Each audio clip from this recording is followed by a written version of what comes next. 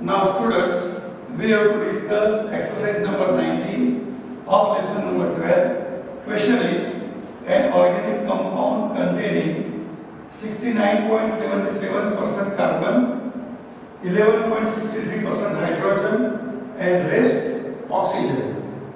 The molecular mass of the compound is 86. It does not reduce Tollens reagent but forms an additional compound with sodium hydrogen sulfate and gives positive iodoform test. On vigorously oxidation, it gives ethanoic acid and propanoic acid. Write the possible structure of the compound.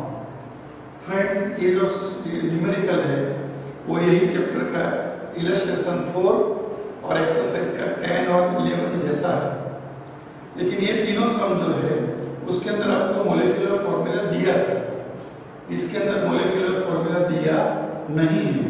तो first of all friends, we have to calculate the molecular formula of the compound, और ये गिनने के लिए हमको 11th का जो concept था उसका डिस्कशन वापस करना पड़ेगा। तो दोस्तों, स्टेप 1 जो है,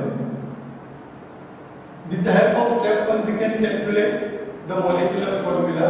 स्टेप 1 में हम लिखेंगे, सबसे पहले लिखेंगे element, okay.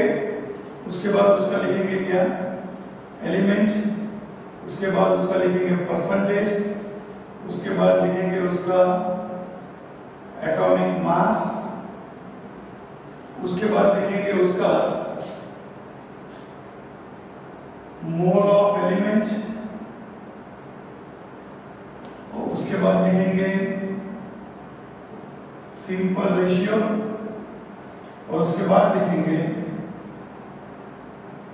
Whole number. Okay friends, तो यहाँ पे मोल्स ऑफ एलिमेंट कैसे गिनेंगे, तो उसके लिए फॉर्मूला है परसेंटेज डिवाइडेड बाय एटॉमिक मास। कौन सा फॉर्मूला है, परसेंटेज डिवाइडेड बाय एटॉमिक मास। दोस्तों, यहाँ पे एलिमेंट जो दिया है आपको कार्बन, हाइड्रोजन और दूसरा दिया है कौन सा, oxygen. Element is given what, carbon, hydrogen and oxygen. Carbon के परसेंटेज आपको दिए हैं कितने, तो 69.77। हाइड्रोजन के परसेंटेज दिए हैं आपको 11.63 और बोला गया रेस्ट ऑफ ऑक्सीजन। तो ऑक्सीजन हम दोस्तों कैसे गिनेंगे, तो ये दोनों का एडिशन करेंगे -100, तो जो भी आएगा परसेंटेज उसके ऊपर से हम क्या गिनेंगे, ऑक्सीजन के परसेंटेज। तो उसके लिए हम कैलकुलेटर का यूज करेंगे। 69.77 प्लस 11.63, ये जो टोटल आया उसको 100 में से हम सब्ट्रैक्ट करेंगे तो we can get 18.6% of oxygen. Now dear friends, we are familiar about the molecular mass of carbon, hydrogen and oxygen, 12, 1 and 16. Now mole of the element कैसे गिनेंगे, तो 69.77 divided by 12 लिखा है formula, percentage divided by atomic mass. ये percentage divided by atomic mass, यहाँ पे होगा 11.63 divided by 1 और यहाँ होगा 18.6 डिवाइडेड बाय 16। तो फ्रेंड्स, उसका हम डिवीजन करेंगे तो 69.77 डिवाइडेड बाय 12 क्या आएगा, तो वी कैन से 5.814। इसका डिवीजन तो सीधा ही होगा 11.63 और इसका डिवीजन अगर राउंड अप करें तो 11.6 डिवाइडेड बाय 16, तो ये आएगा 1.1625। दोस्तों, ये मोल ऑफ द एलिमेंट आ गए। उसके बाद हम गिनेंगे क्या, सिंपल रेशियो, और उसके बाद करेंगे क्या, होल नंबर। तो how we can calculate the simple ratio. दोस्तों, ये तीनों में जो सबसे छोटी वैल्यू है उसको लेके सबको डिवाइड करेंगे। तो ये तीनों में सबसे छोटी वैल्यू कौन सी है, 1.1625। तो now go for the division. तो 5.814 डिवाइडेड बाय 1.1625। दूसरा क्या होगा 11.63 divided by 1.1625 and 1.1625 divided by 1.1625, तो इसका तो डिवीजन सीधा 1 होगा और इसका हम जजमेंट ले सकते हैं कितना है दोस्तों 11.6 तो ऊपर हो जाएगा 10, ओके। और इसका अगर हम लोग चेक करें डिवीजन करेंगे तो क्या आएगा 5 कर सकते हो 5.814 डिवाइडेड बाय 1.1625 तो 5.001 मतलब क्या आ गया फ्रेंड्स 5, तो 5 का होल नंबर 5, इसका होल नंबर 10, इसका whole number 1।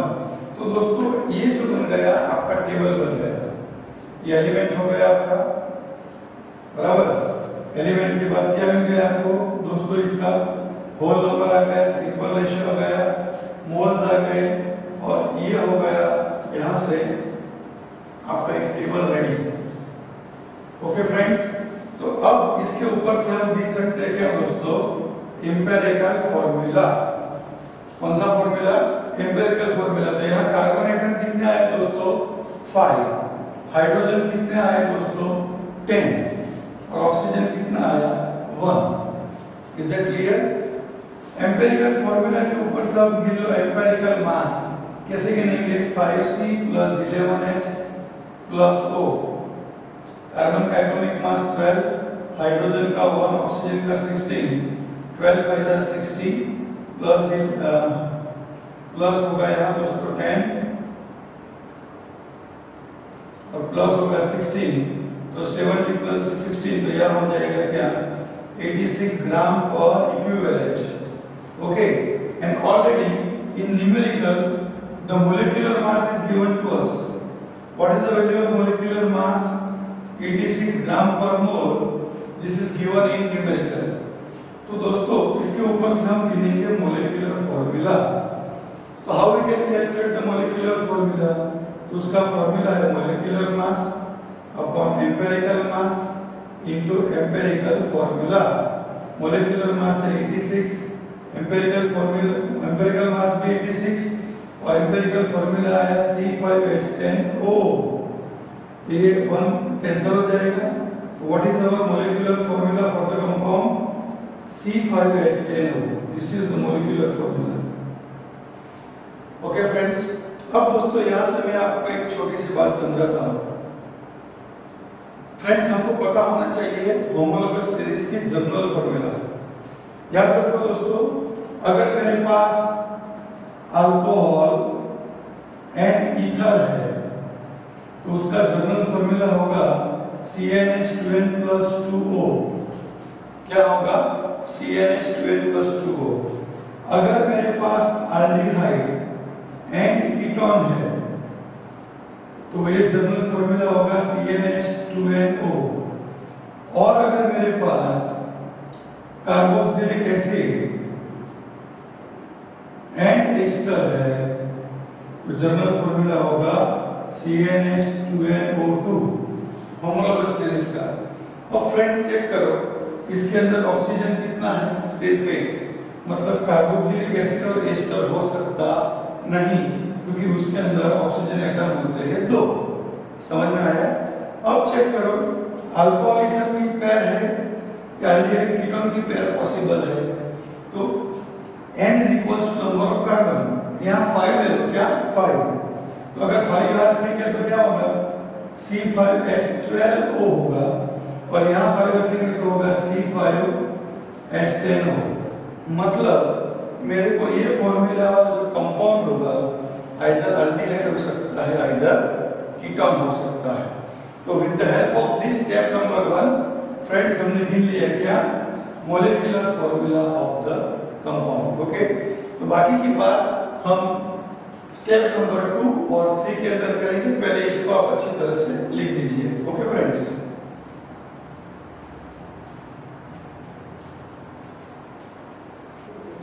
okay students, now we already get the molecular formula of the compound. Molecular formula of the compound is C5H10O. Now friends, we are moving towards to step number 2. Now we have to decide the compound, and after the deciding of the compound we have to write the each and every equations. Okay, तो यहाँ लिखा है सबसे पहले it does not reduce Tollens reagent but from addition reaction compound with sodium hydrogen sulphate. तो दोस्तों number 1 में हम लिखेंगे कौन सा रिएक्शन लेता है दोस्तों, एडिशन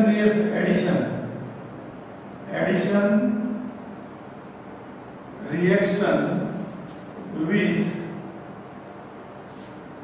NaHSO3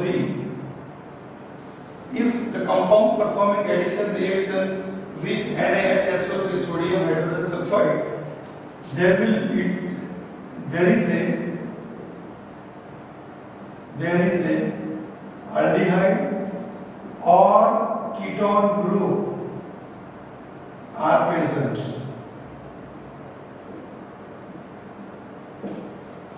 क्या हो सकता है, अगर NaHSO3 के साथ रिएक्शन होगा तो इधर हो सकता है एल्डिहाइड, इधर हो सकता है क्या दोस्तों, कीटोन। नाउ लिखा गया it does not reduce Tollens test. तो दोस्तों टॉलेंस टेस्ट सिर्फ कौन देता है, एल्डिहाइड, कीटोन देता नहीं है। मतलब does not reduce Tollens test मतलब एल्डिहाइड नहीं है, कौन अवेलेबल है, कीटोन। तो क्या लिखेंगे, डज नॉट गिव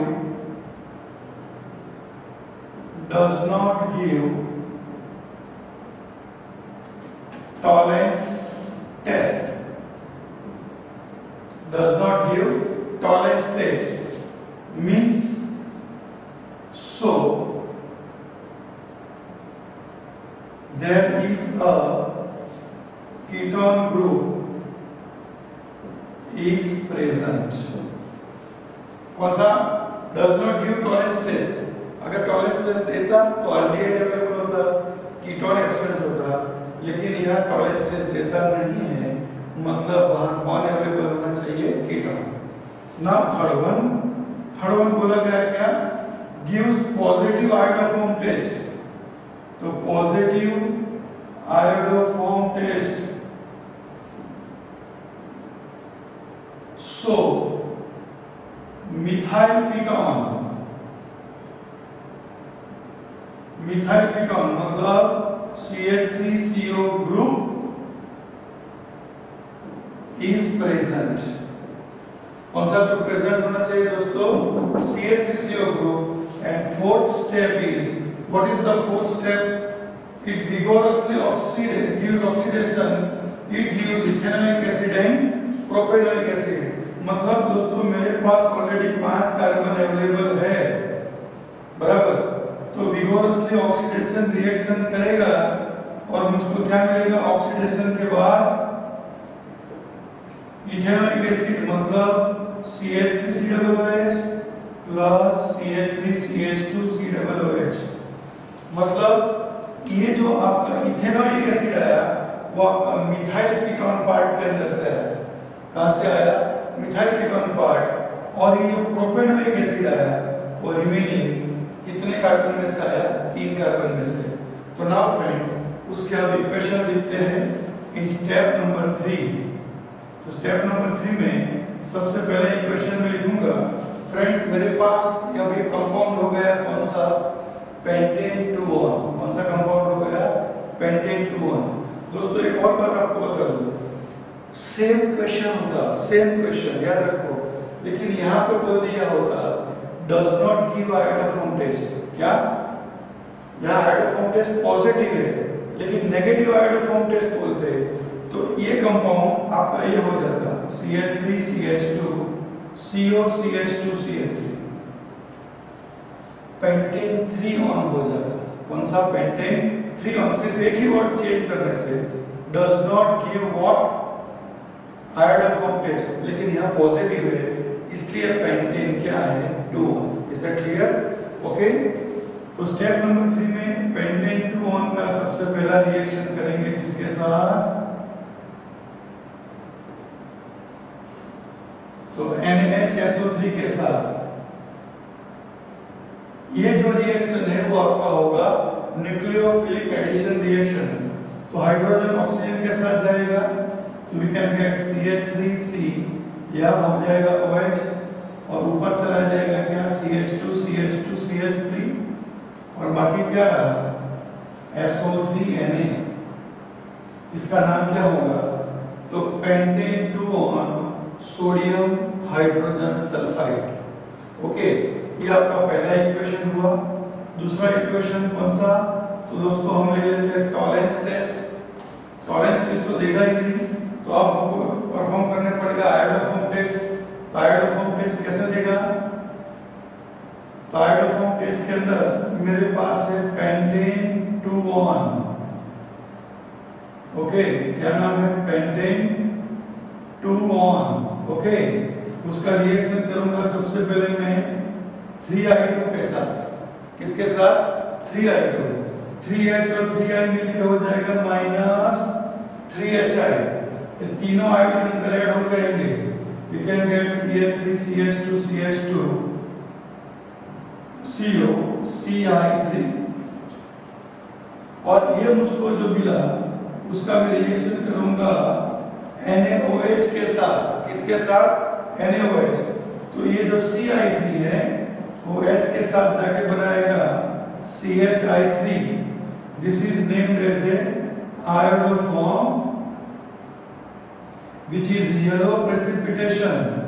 और दूसरा मिलेगा कौन सा आपको CH3 CH2 CH2 CH2 CH3 CH2 CH2 COONA जिसका नाम होगा सोडियम ब्यूटेनोएट। क्या नाम होगा सोडियम ब्यूटेनोएट। और दोस्तों इसका लास्ट इक्वेशन ये आपके सामने लिखा हुआ है बराबर। कौन सा तो पेंटेन 2 ऑन ऑक्सीडेशन रिएक्शन देगा किसके साथ तो it give oxidation reaction with HNO3 vigorously oxidation reaction। so we can get what ethanoic acid and propanoic acid। Okay friends, तो इस तरह से दोस्तों एक क्वेश्चन आपको समझने का है। Thank you very much.